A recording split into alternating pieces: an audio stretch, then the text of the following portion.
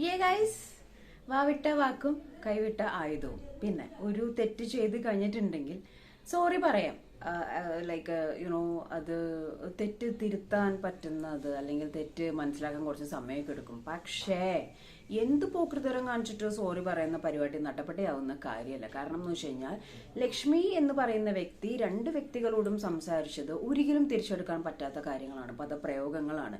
ഇയാൾ മസ്താനിയെ മോശമായിട്ടുള്ള രീതിയിൽ കയറി പിടിച്ചു, മൈക്ക് വേറിയേ, അപ്പൊ താനത് മറന്നോ എന്നുള്ള രീതിയിലൊക്കെ സംസാരിച്ചത് കംപ്ലീറ്റ്ലി ഒനീൽ എന്ന് പറയുന്ന വ്യക്തി അത് അവിടെ അങ്ങനെ ചെയ്തു എന്ന് ലക്ഷ്മി കാണാത്ത ഒരു കാര്യം കണ്ട പോലെ പോയിന്റ് ഔട്ട് ചെയ്ത് സംസാരിച്ചതാണ്. ഓക്കെ, അപ്പോ അതിന്റെ പേരിൽ കാല് പിടിച്ച് മാപ്പ് പറഞ്ഞുകൊണ്ട് കേൾക്കാം, മാപ്പ് പറഞ്ഞു എന്നുള്ളത് കേൾക്കാം. പക്ഷേ അത് ആക്സെപ്റ്റ് ചെയ്യാൻ പറ്റുന്ന ഒരു കാര്യമല്ല. കാരണം ഒരു വ്യക്തിയുടെ അത്രയും ക്യാരക്ടർ മോശമായ രീതിയിൽ സംസാരിച്ച് കാണാത്ത പോലും ആയിട്ടുള്ള ഒരു കാര്യം അത് എല്ലാവരും കൂടി പോയിന്റ് ഔട്ട് ചെയ്ത് ജയിലിലിട്ടത് സന്തോഷം. പക്ഷെ ഒരു ജയിലിൽ അവിടെ എല്ലാവരും അതേപോലെ ആ കാര്യം അക്സെപ്റ്റ് ചെയ്യുകയും എല്ലാം ചെയ്തു.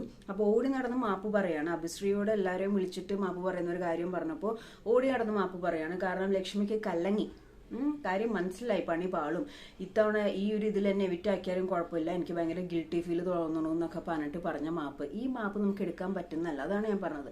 ചില കാര്യങ്ങൾ പറഞ്ഞു കഴിഞ്ഞാൽ തിരിച്ചെടുക്കാൻ പറ്റുന്നതല്ല.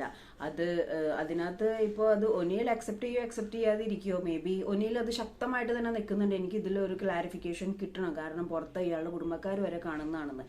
എനിക്ക് അങ്ങനെ ബിഗ് ബോസിൽ ആരോടും അങ്ങനെ ഒരു personal in the sense like ഒനിയിൽ എന്ന് പറയുന്ന വ്യക്തിയൊക്കെ ആസ് ഒരു ഗെയിമർ എന്നുള്ള രീതി തന്നെയാണ് കണ്ടത്. ഇപ്പോഴും അങ്ങനെ തന്നെയാണ് കാണുന്നത്. പക്ഷേ ആ മനുഷ്യൻ ഇന്നലെ ഇങ്ങനെ പൊട്ടിക്കരനെ കണ്ടു കഴിഞ്ഞപ്പോൾ ഐ ഫീൽ സോ സാഡ്. കാരണം എന്ന് വെച്ചാൽ 42 കൊല്ലമായിട്ട് യുനോ ഒരു സെൽഫ് റെസ്പെക്റ്റ് ഉണ്ട്. കാരണം അതൊക്കെ മോശമാവുന്ന രീതിയിൽ കുടുംബത്തിൽ പറഞ്ഞവനാണോ എന്നൊക്കെ ചോദിക്കാനായിട്ട് ലക്ഷ്മി ആരാ?